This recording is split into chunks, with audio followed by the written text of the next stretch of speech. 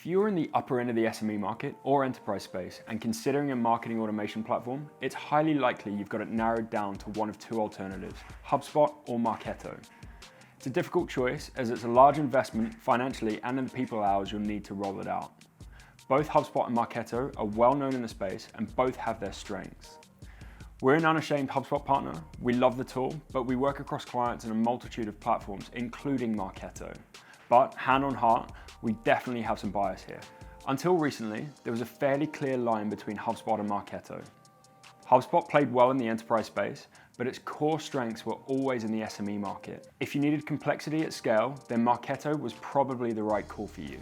One of the differences I've always found interesting is the positioning of both HubSpot and Marketo. HubSpot, with the multiple hubs across marketing, sales, and service, has always felt like a more intrinsic approach to business growth. It's always more aligned with my views on how growth should be fostered, everything aligned and feeding into each other.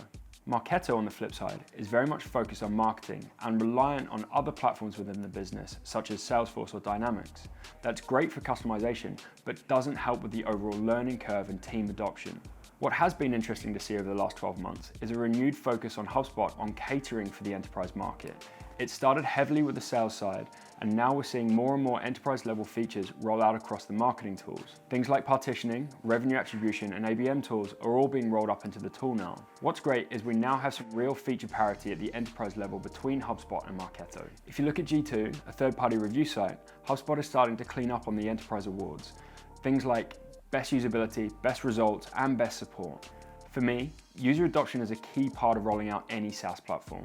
HubSpot has always been the easier of the two platforms to use, and having a combined toolset means there's less for people to learn. Conversely, Marketo is only part of the puzzle.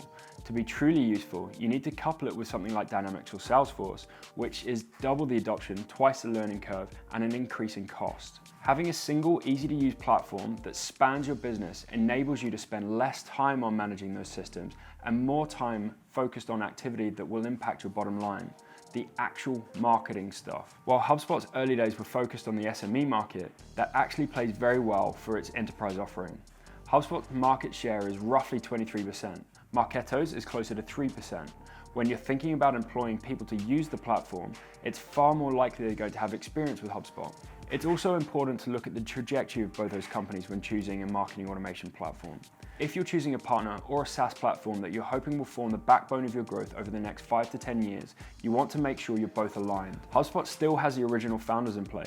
Both Brian Halligan and Dharmesh Shah are heavily involved, still leading the business and passionate about growing the company and creating an ecosystem that is centered around this platform mentality. At HubSpot Partner Day this year, it was clear to see that there's now a focus on R&D, which is exciting to see and an important thing to know if you're about to back a single horse.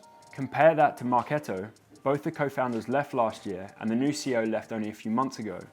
While that doesn't necessarily say there's turbulence at the company, it does say to me that there's a state of flux. For me, the enterprise landscape has definitely shifted. There are still areas that each platform edges out over the other, but as a whole, with feature parity, usability, company trajectory, and overall market share all playing into HubSpot's hand, I know where I'd make my platform bet.